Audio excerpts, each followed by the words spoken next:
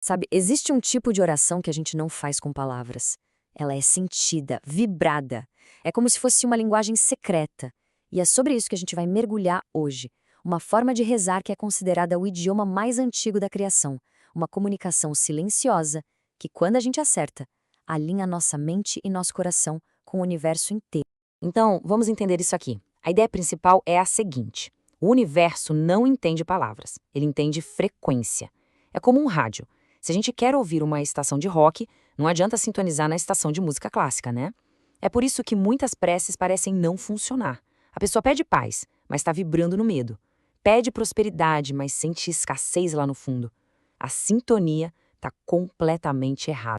Beleza, então como é que a gente ajusta essa sintonia? A primeira chave é dominar o que se chama de silêncio criativo. E olha, não é só ficar quieto, tá? Não é sobre a ausência de barulho. É sobre a presença de consciência. É naquele espacinho quieto dentro da gente que o universo de fato respira. Mas o que é esse tal de silêncio criativo? Pense assim, é aquele espaço entre um pensamento e outro. Sabe, é quando a nossa mente para de gritar aquelas preocupações do dia a dia e o coração finalmente consegue traduzir uma sabedoria maior. É como se a gente limpasse o canal de comunicação com o universo. E o mais legal é que gente como Napoleão Hill já falava disso. Ele chamava de portão invisível, aquele momento em que a nossa mente racional dá um passo para trás e permite que uma transmissão espiritual em alta definição aconteça. Mas atenção, existe uma diferença gigante aqui. Tem dois tipos de silêncio. Um é o passivo. Sabe, aquele que vem do medo, de querer fugir dos problemas, de se esconder do mundo. É uma fuga. O outro é o silêncio ativo. Esse nasce da fé. Ele não foge da vida. Pelo contrário, ele transforma a vida. É uma ferramenta poderosa de criação. E existe até uma ferramenta prática para acessar esse silêncio ativo.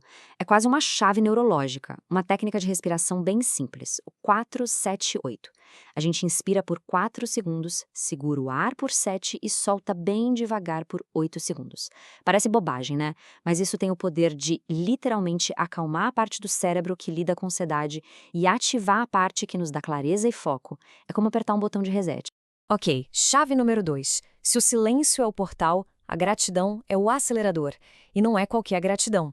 É o que a gente pode chamar de gratidão proativa. O que é isso? É simples, mas poderoso. É agradecer por algo antes que aconteça.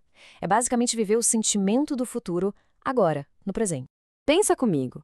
Agradecer depois que algo bom acontece é uma reação, é normal.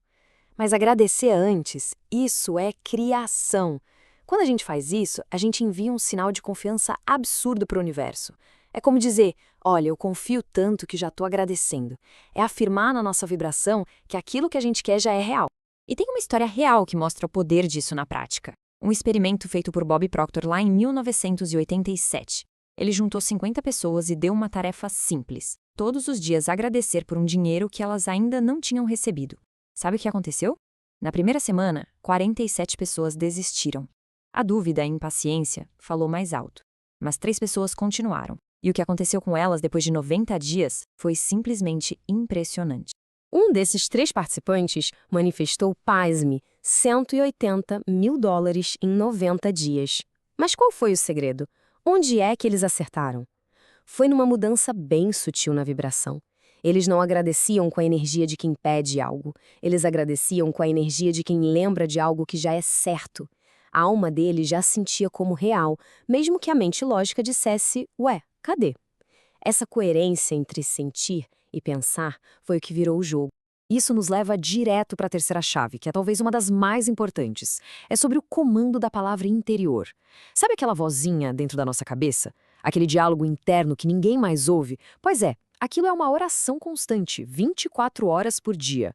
É essa conversa que programa nosso subconsciente e, no fim das contas, esculpe o nosso destino. E o comando mais poderoso de todos tem só 2 palavras: eu sou. Essas 2 palavrinhas são como um comando divino para nossa mente. Tudo, absolutamente tudo que a gente coloca depois de eu sou, vira uma ordem, um decreto criador. E o nosso subconsciente, que não julga, apenas obedece, começa a trabalhar sem parar para tornar aquilo realidade. Olha só essa história. Um homem vendeu pipoca num único carrinho por 15 anos. 15 anos! Mas todos os dias, silenciosamente, ele repetia para si mesmo: eu sou o dono da minha riqueza. E o ponto-chave é, ele não só falava da boca para fora, ele sentia isso como a verdade dele. O resultado? Hoje ele tem uma marca com 23 pontos de venda. Ele parou de pedir por riqueza e começou a ser riqueza. A diferença é total. Chegamos na quarta e última chave, o motor da fé ativa. Porque fé, a verdadeira fé, não é ficar sentado esperando um milagre cair do céu. Não mesmo. É uma força dinâmica, é um motor que empurra a gente para agir na direção daquilo que a gente ainda não consegue ver. Vamos pensar na diferença. Existe a fé passiva, aquela que fala, se for da vontade de Deus. Muitas vezes, isso é só medo disfarçado de rendição, sabe? Medo de tentar e não dar certo. Isso gera uma paralisia. Agora, a fé ativa é diferente. Ela diz, eu vou tentar. Ela participa ativamente do milagre. Ela cocria a realidade, agindo com a certeza de que o suporte vai aparecer no caminho. Um exemplo perfeito disso é o nosso campeão olímpico Isaquias Queiroz. A frase dele é genial. A fé me fez remar quando não havia ninguém para me empurrar. Pensa na força disso. Ele pegou toda a dificuldade, toda a falta de recurso e transformou em combustível.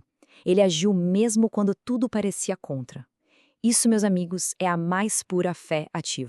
Então, o lance não é não ter medo. A fé ativa não elimina o medo. Ela olha para o medo e entende que ele é só energia. E o que a gente faz? A gente pega essa energia e usa como combustível para a coragem. O medo pode até estar no banco do passageiro, mas quem está dirigindo é a fé. E agora, para fechar, vamos juntar tudo isso. O silêncio, a gratidão, a palavra interior e a fé ativa.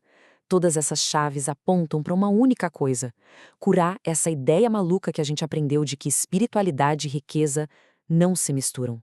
A verdade é que eles formam uma parceria divina. Espírito sem abundância não tem muita força para agir no mundo. E riqueza sem espírito vira só arrogância, né? A união dos dois é que cria um equilíbrio que transforma tudo. A verdadeira prosperidade, então, não é algo que a gente persegue lá fora. Ela é, na verdade, a manifestação física de uma mente que está alinhada por dentro.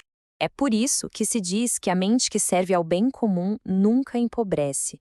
Porque quando o nosso propósito guia o nosso dinheiro, ele vira uma ferramenta para espalhar luz.